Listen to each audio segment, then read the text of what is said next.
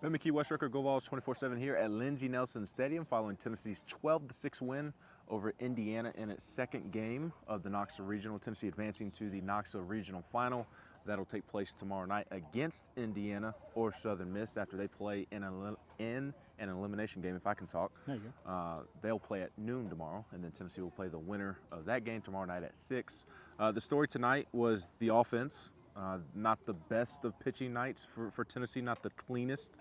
Did have some important outs that they picked up. Obviously, Andrew Binke was key in the middle of the game, but the story for me tonight, Wes, was the offense. Yeah, it was, and I'm sure we'll touch on the pitching in a minute, but it's not easy for a couple reasons. You got a 9-0 lead in the second inning.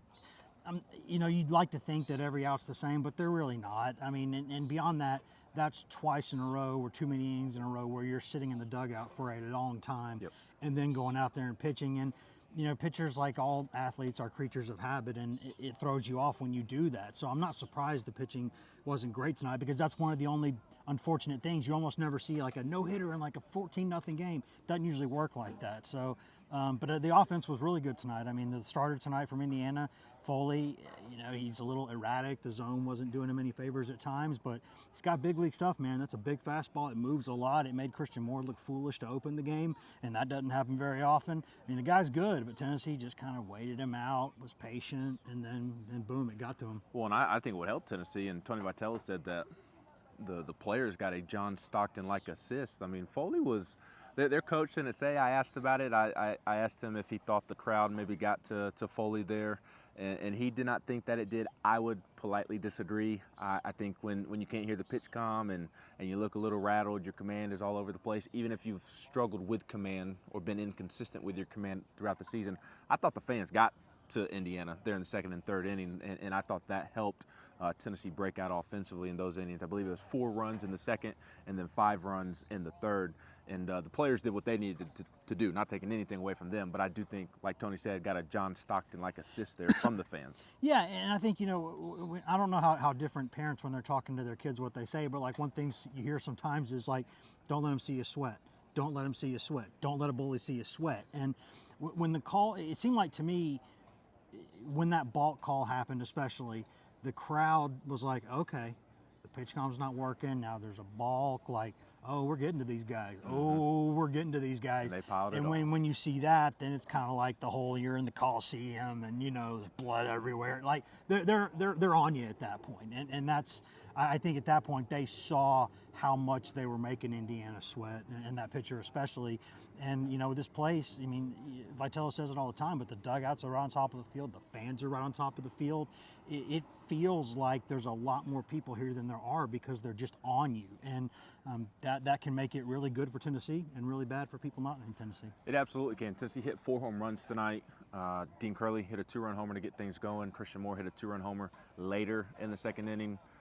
You had Christian Moore also walking with the bases loaded, and that eventually set up Billy Amick to hit a Lindsey Nelson Stadium special grand slam that just got over the wall there in the front row of the porches. And look, Billy has hit plenty of hard hit balls that he has not been rewarded for. That was the baseball gods evening that up. I think we talked about that on one of our podcasts of late. And then Kyle Stark runs into one a little later, I believe.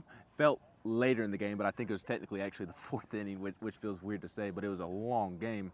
But of those hits, they were all really impressive. They were all really key. I thought Dean Curley's the freshman hitting his first home run since they were in Auburn on April 7th. I thought that was the biggest one. Yeah, and that kind of breaks things open a little bit, right? You break the seal and all of a sudden things get going, right? I mean, it's like at the party, you never want to break a seal. When you're in the baseball lineup, you want to break the seal, right? You want to get it going. And I thought that, we've been talking about this for a long time, and our co-host on the podcast, Diamond Boss podcast, Will Heflin, has been saying it for a while. He wants to see Curley get out in front of the ball. Really, because he's been kind of, when you haven't had a homer in a while and you're scuffling a little bit by your standards, you start punching a little bit, and which is smart, because you just want to kind of get the ball through the middle, get it at, into right field, get some singles, get going that way.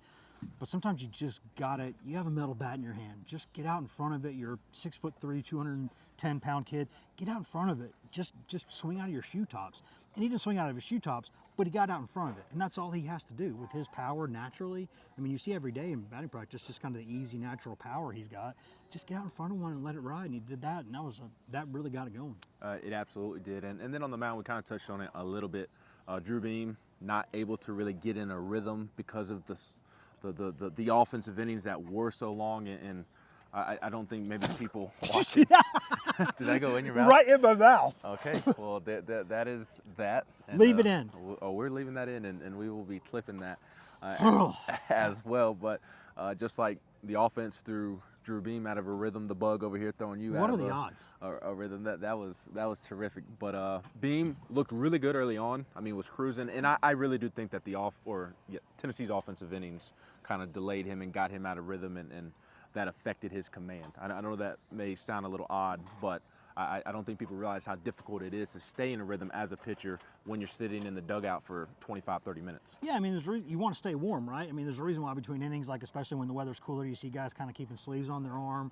You know, you don't want to let that thing cool down, right? Yeah. You want to stay hot, and that's not, you know, when you're in there for 30 minutes or so, you cool down a little bit. It's just what it is, and you're in a rhythm, right? You expect to go in the dugout 5-10 minutes and you're back out there, and that's just not what happens, right? Sometimes you get sped up and you're right back out there, but that's almost better sometimes than having to wait too long, because games get in a rhythm, and there just is no rhythm on the mound when you're in that situation. So again, Beam, did what he could do. I thought, he wasn't bad. His stuff wasn't bad. He got a little bit erratic with the zone at times, but guy behind the plate was kind of iffy at times too, and that is what it is. But he was fine. And you know what? Binky comes in and gives you 3.1, so you can look at it and say Beam only goes whatever 4 1/3, whatever it was.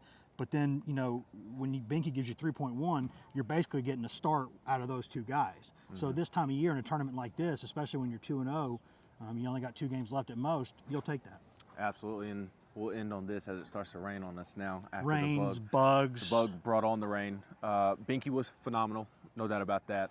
His best outing of his career, even statistically speaking, the longest outing.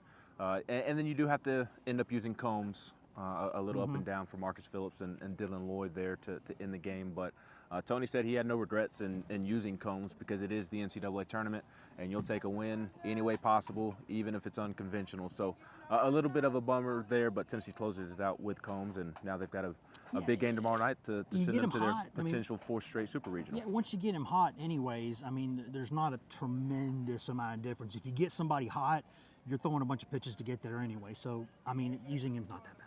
No, not at all. So we'll have plenty more discussion up at the site on GoVols247.com, and we will be back in attendance tomorrow as Tennessee looks to punch its ticket to Super Regional. He's Wes Rucker. I'm Ben McKee.